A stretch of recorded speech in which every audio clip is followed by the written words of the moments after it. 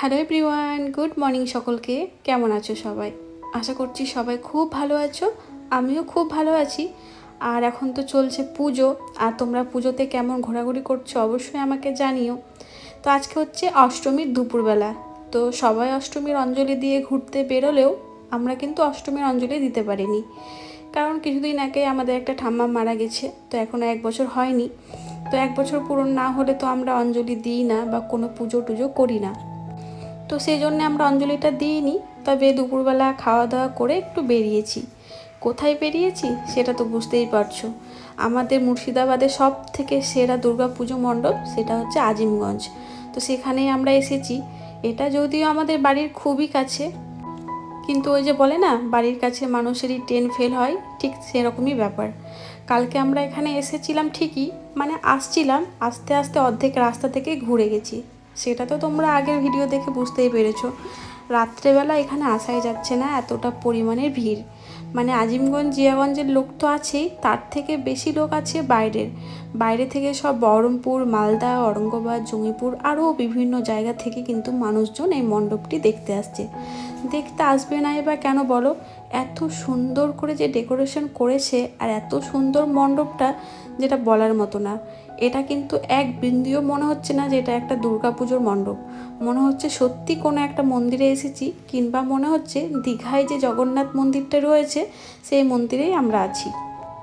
এত সুন্দর আর এত নিখুঁতভাবে যে শিল্পীদের হাতের কাজ, সেটা বলার অপেক্ষা রাখে না। অনেকটা সময় ভেতরে থাকার পর আমার ভীষণ জল পিপাসা পেয়েছিল, তো বাইরেই যাচ্ছিলাম। তো আসার পথে দেখি এনারা এখানে জলের ব্যবস্থা করে রেখেছেন। এই ব্যাপারটি আমার ভীষণ ভালো লেগেছে। এতগুলো মণ্ডপ ঘুরেছি, কিন্তু কোথাও এরকম ব্যবস্থা আমার চোখে পড়েনি। এই ব্যবস্থাটা খুব ভালো করেছে, কারণ গরমে ঠাকুর দেখে আসার পরে একটু জল খেতে ইচ্ছা করছিল। ভালোই হলো, এখানে জল দিচ্ছে। যদিও আমাদের গাড়িতে জল আছে, কিন্তু তবুও গাড়ি এখন অনেক দূরে, যেতে যেতে আমাদের জল পিপাসাই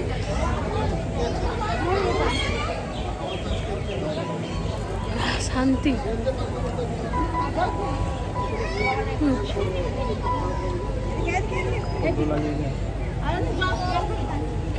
এই যে দুটো বড় বড় হাতি করেছে।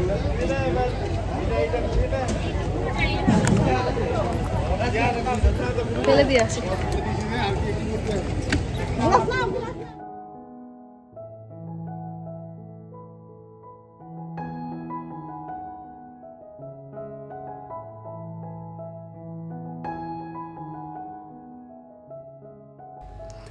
এই কটা দিনে আমি যতগুলো ঠাকুর মণ্ডপ দেখেছি, মানে ঘোরাঘুরি করেছি, আজিমগঞ্জ, জিয়াগঞ্জ, লালবাগ, বহরমপুর, এই কটা জায়গায় ঘুরেছি। তবে সব থেকে বেস্ট দুর্গাপুজোর প্যান্ডেল আমার কাছে এটিই, মানে আজিমগঞ্জের জগন্নাথ মন্দির ধাম। তো এটি তো তোমাদের ঘুরিয়ে দেখালাম। তো আজিমগঞ্জের আরও বেশ কয়েকটি দুর্গা মণ্ডপ আছে, তো চলো সেইখানে তোমাদের নিয়ে যাই। আজকে এই দুপুরবেলা গরমের মধ্যে ঠাকুর দেখতে এসেছি একটাই কারণে, কারণ বিকেলের পর থেকে তো বাইক নো এন্ট্রি থাকে, তখন পায়ে হেঁটেই ঠাকুর দেখতে হবে। আর পায়ে হেঁটে ঠাকুর দেখা তো একেবারেই সম্ভব না, কারণ একটা ঠাকুর এখানে আছে, আবার পরে ঠাকুর দেখতে গেলে তোমাকে 5 থেকে 10 মিনিট হেঁটে যেতে হবে। তো গরমের মধ্যে, ভিড়ের মধ্যে ঠেলাঠেলি করে হেঁটে যাওয়া তো একদমই সম্ভব নয়। তবে হ্যাঁ, প্রত্যেক বছর এরকমটা ভিড় হয় তা কিন্তু নয়। গত 3 বছর থেকে আজিমগঞ্জ, জিয়াগঞ্জে প্রচণ্ড পরিমাণে ভিড় হচ্ছে, কারণ আজিমগঞ্জ শহরে এর আগে এত ভালো দুর্গা প্যান্ডেল আগে হতো না। তবে গত 3 বছর থেকেই আজিমগঞ্জে ভালো ভালো দুর্গা পুজোর প্যান্ডেল হয়। সেই কারণে 3 বছর থেকেই প্রচণ্ড পরিমাণে ভিড়ও হয়। আর সেই ভিড় এড়ানোর জন্যই কিন্তু আমাদের আজিমগঞ্জ, জিয়াগঞ্জে গাড়িগুলো নো এন্ট্রি থাকে। তো দেখো, তোমাদের সঙ্গে কথা বলতে বলতে চলে এলাম আরও একটি দুর্গাপুজোর প্যান্ডেল। এই প্যান্ডেলটি একটু অন্যরকম। এই প্যান্ডেলটি দেখতেই পাচ্ছ, চারিদিকে গাছের গাছ, মানে গাছেরই প্যান্ডেল করা হয়েছে।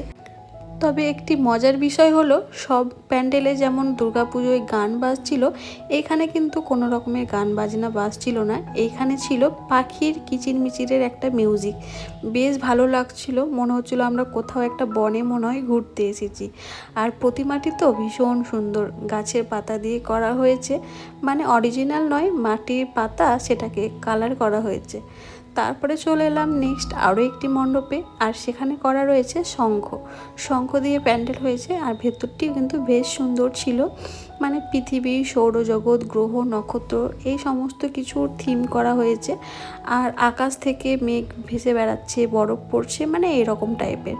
তো এটিও দেখে বেশ ভালো লাগলো, একটু অন্য রকমের। আর সব জায়গায় সব রকমের মানে আলাদা আলাদা থিম ছিল, ভীষণই ভালো লেগেছে। একরকম হলে তো আর সব কিছু দেখতে ভালো লাগতো না। তো এখন যাচ্ছি আরও একটি মণ্ডপে, যেখানেও খুব ভালো পুজো হয়। গত বছরে কেদারনাথ হয়েছিল, কিন্তু যাব করে যাওয়া হয়নি।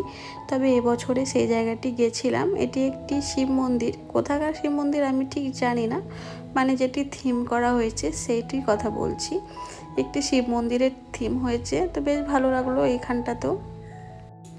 আমরা যেহেতু দুপুরবেলাতেই ঘুরছি, সেই জন্য কিন্তু প্রত্যেকটা মণ্ডপ প্রায় ফাঁকা ফাঁকা, কিন্তু একটু পরে থেকেই এই সব জায়গাগুলোতে প্রচণ্ড ভিড় হয়ে যাবে।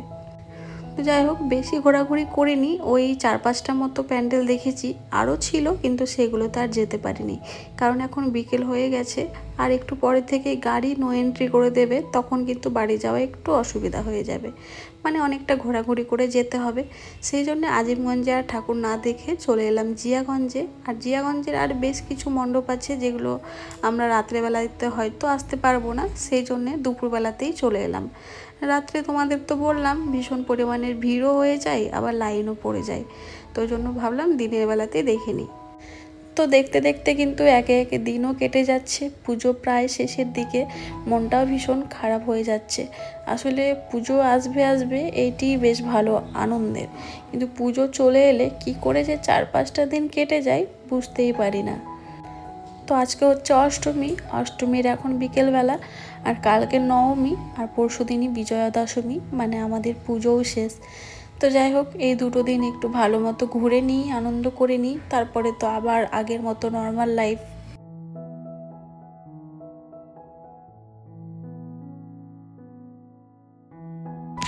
তো তারপরে চলে এলাম জিয়াগঞ্জের টাউন সেন্টারে। এখানে দেখে মনে হচ্ছে না যে এটি একটি পুরনো দিনের ইটের বাড়ি, অ্যাকচুয়ালি না, এটা একটি দুর্গাপুজোর প্যান্ডেল। কিন্তু এত সুন্দরভাবে যে প্যান্ডেলটি করেছে, মনেই হচ্ছে না এটি একটি প্যান্ডেল, দেখে মনে হচ্ছে পুরনো দিনের কোনো একটি ভাঙাচোরা বাড়ি। শিল্পীদের হাতের কাজের কোনো তুলনা নেই। এত নিখুঁতভাবে, এত ধৈর্য ধরে যে কাজগুলো করেছে, সত্যি আমরা চাই তারা যেন প্রত্যেক বছর এরকম সুন্দর সুন্দর প্যান্ডেলের দ্বারা আমাদেরকে আনন্দ উপহার দেয়, আর আমরা সেটি প্রত্যেক বছর যেন মন প্রাণ ভরে দেখতে পাই, আর আমাদের মনের খাতায়, স্মৃতির খাতায় যেন যুক্ত করতে পারি।